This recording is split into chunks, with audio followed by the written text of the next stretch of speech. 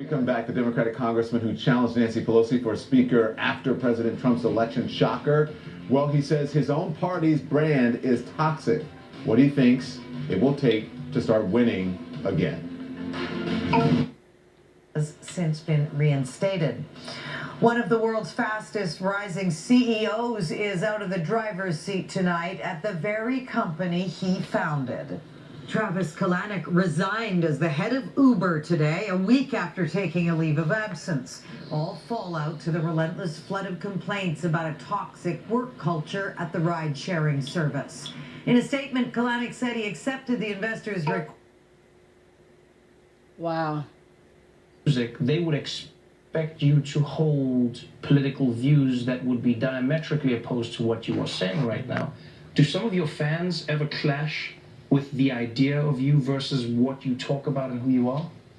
I think some of them do. I don't think there's a lot of them that do, though, because I think I worked really hard over the course of my career to surround myself with open-minded people. Right. And I did that by, this may seem like the most overt collection of messages that I've put out on an album before, but if you were really listening to the songs, you know where I've stood for all these years. Right. I was in the Drive-By Truckers, and we weren't singing about your normal, Charlie Daniels, when the eagle flies, you're all gonna die kind of country music. I mean, we were a bunch of nasty punk rockers. We were from Alabama, but we believed pretty much everything was all right for a while there, And for me, it's I don't know, it's surprising now when I catch vitriol online, from people, and that's the only place you ever really hear it, because I'm 6'1", 200 pounds. Nobody comes up to my face and says, I hate this song. It's always Mom's Basement guys, Anyway.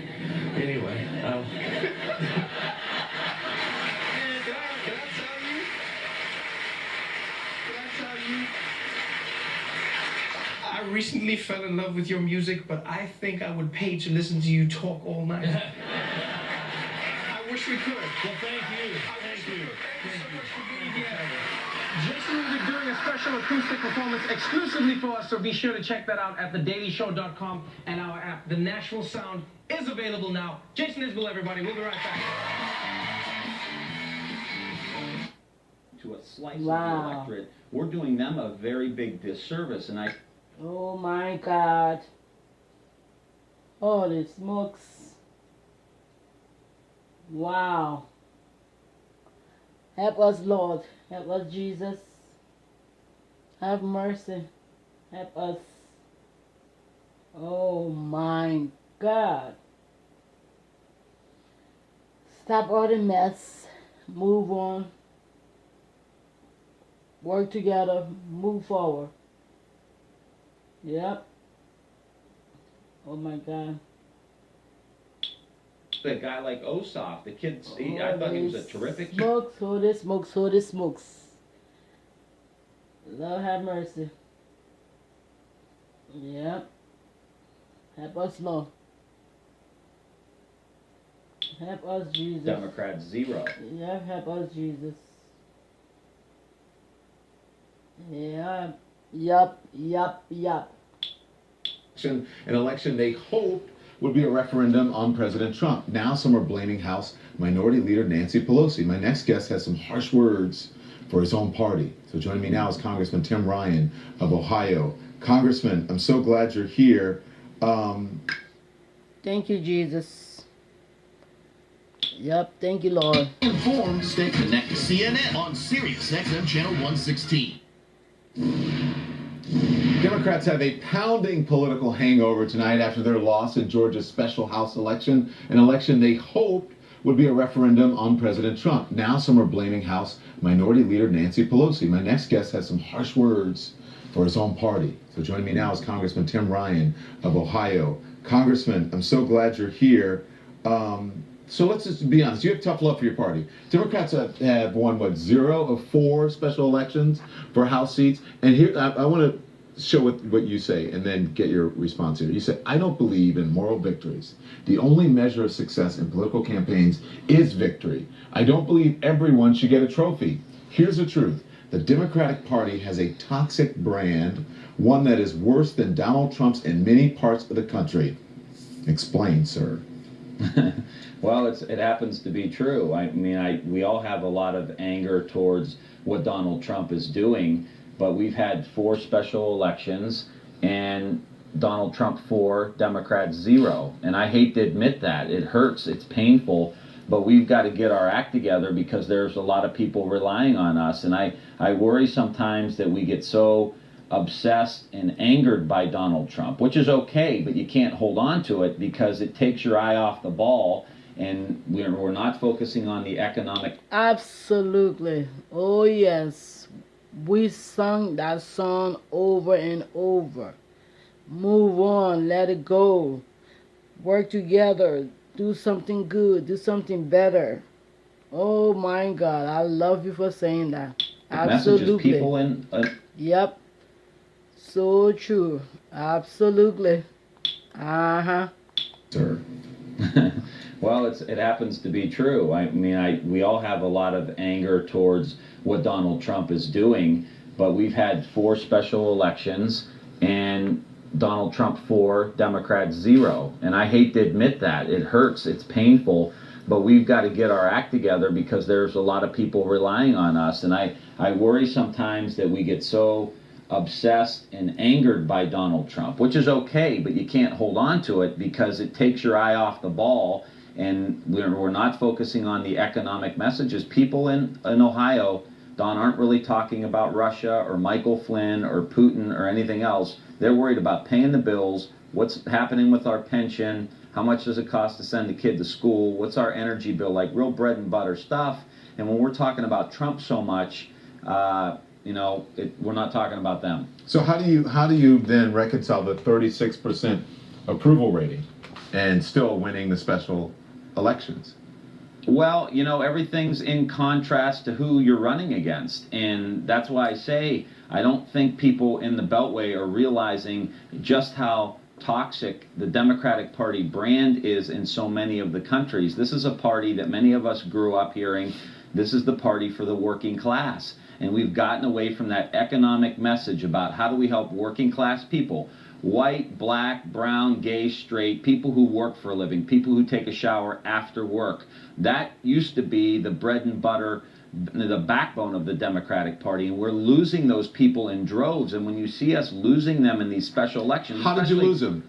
Well, the brand's just bad. I mean, you look at a guy like Ossoff. I thought he was a terrific candidate.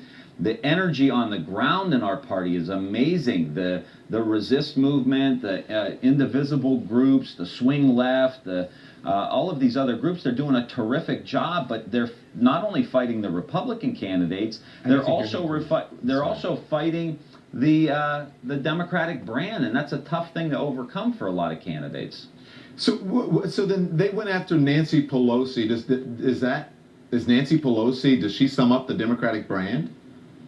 Well, I think in some sense, yeah. I mean, she does. Clearly, we're coming off an election, and she's been getting pounded now for 10 years with negative ads from the Republicans. I don't think it's fair, but clearly these ads using her, linking her to our candidates, is still working. I mean, I wish it wasn't true. And it should. Do you think Nancy Pelosi? Moving numbers. It's moving numbers on these. You think Nancy Pelosi is more toxic than Donald Trump? You know what? The honest answer is, in some areas of the country, yes, she is. Wow. That's the honest answer. Why so? I just think, first, as unfair as it is, there have been a lot of people that have spent a lot of money running negative ads against her. And I think that in certain areas, like in some of these special election districts, it doesn't benefit our candidates to be tied to her. And it's not fair, but it is true, and there's a reason why the Republicans are still using it. And when you hear Republicans talk in the gym or running around the House floor, they say, just keep going the way you're going because we're still using this. I had a member of Congress grab me tonight, say, please tell me you're not going to get rid of Nancy Pelosi. Please tell me she's not going to retire, because that's who I run against. She's less popular than Donald Trump in my district. Let me ask you, tried to unseat Nancy Pelosi as House Minority Leader in the aftermath of the 2016 election. You believe that it was time for new leadership then and now. Some of your colleagues, like New York Representative Kathleen Rice, are telling CNN it's time for Pelosi to go. Is Pelosi hurting Democrats' chances, flat out, chances of winning House races? Well, there's 18 months out, but I think it does inhibit our ability in certain seats. I mean, you know, we've got to face that fact. And I'm not here crying sour grapes because I ran and lost. It's not about me. It's not about Nancy Pelosi. It's about that we have Donald Trump as president now. We've done something terribly wrong to make that so. And we've lost traditional Democratic voters that don't see us as connecting to them, don't see us as advocates for them. And we've got to put ourselves in the best position possible to be able, you know, to win these races. As I said, you open it up. Look, I don't think everybody should get a trophy in life. You get trophies because you earn them. I don't like second place. I don't like moral victories. That's not why I'm in politics. I believe in the ideas of the Democratic Party. I believe in a government that could be both nimble but yet active and support social justice issues that are critically important when you listen to what Trump talked about tonight. But the economic message, Don, is something that we've got to get back to. There's so many families that are struggling, and we're kind of not focused on that as much as we should Okay, be. let me ask you something then. Where were you guys, and you, voices like yours, you know, a year ago, 2 years ago, when Republicans and Trump surrogates were saying the exact same, much of what you're saying now about the Democratic Party? Why didn't you guys stand up then and say something? Well, clearly we were standing up. It was in the middle of a presidential election, as you remember, and some of that message just didn't get through. I think we got too distracted. I think there are too many consultants telling too many candidates that you talk to black people about voting rights, you talk to brown people about immigration, you talk to, you know, LGBTQ people about, you know, those issues that affect them directly. And, you know, we lost the general message, economic message, in which it would help all of those people. Gay people want a job. Black people, brown people, they want a job. But if we just talk to them like we're talking to a slice of the electorate, we're doing them a very big disservice. And I think traditionally that's been the Democratic mode in the last few years, is to You're just not suggesting, though, not reaching out to those groups and No, people like you. I'm all for it. I'm a huge advocate for voting rights. I'm a huge advocate for immigration reform. I'm a huge advocate for the LGBTQ community. I was at the Gay Pride rally that was in Washington, D.C. with my wife and my 3-year-old son a week or two ago.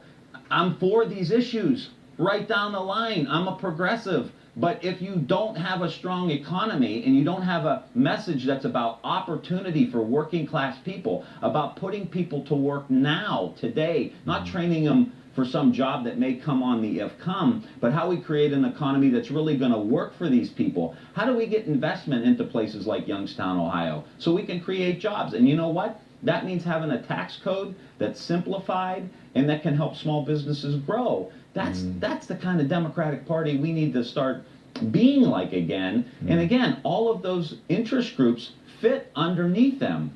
And that's important for us to talk about. They're all the groups who you mentioned, from your words, they're going to have to understand that you have to reach out to other people and that you may not be able to reach out to them as much. Or are you saying you can do it all at the same time? There's great synergy in a campaign that pulls all of those groups together. And what should pull all of these groups together, you know, working class people, Planned Parenthood, NARAL, LGBTQ, the Human Rights Campaign, all of these different groups can come together because you know why? If Democrats are in office, we are going to create opportunity and protections for all of those people. If we're in the minority, we can't do a damn thing. Thank you very much for your candor, Tim Ryan. I hope everyone is listening to you. Thank you so much. Don. I appreciate it. Thank you.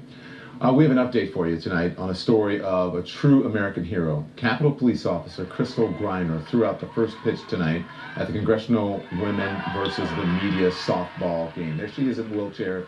Look. More services, we need more education, access to education. But others, like Kelly Human, are a little more optimistic. Well, I think that it's the start of a lot of changes. I think that we're growing now, and that's a start. Joanne Schnarr, CTV News. The Senate Ethics Committee will continue its investigation into Don Meredith, even though he's no longer a